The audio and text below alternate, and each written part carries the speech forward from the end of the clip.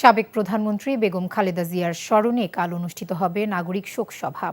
নাগরিক সমাজের ব্যানারে অনুষ্ঠেয় এ সভায় রাজনীতিক সহ বিভিন্ন শ্রেণী পেশার মানুষ অংশ নেবে।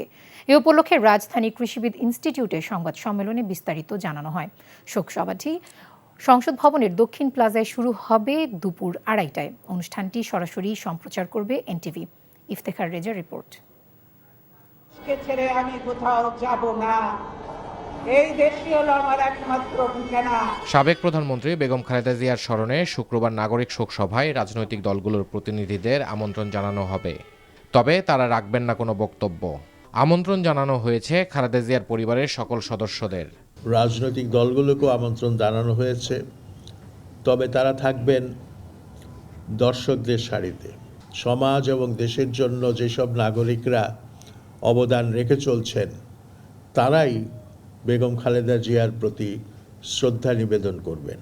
এতে প্রায় ৫,০০০ অতিথিকে আমন্ত্রণ জানানো হয়েছে। সংবাদ সম্মেলনে বিশেষভাবে উল্লেখ করা হয়, গণমাধ্যম কর্মীসহ অতিথিরা আমন্ত্রণপত্র ছাড়া শোক সভায় অংশ নিতে পারবেন না।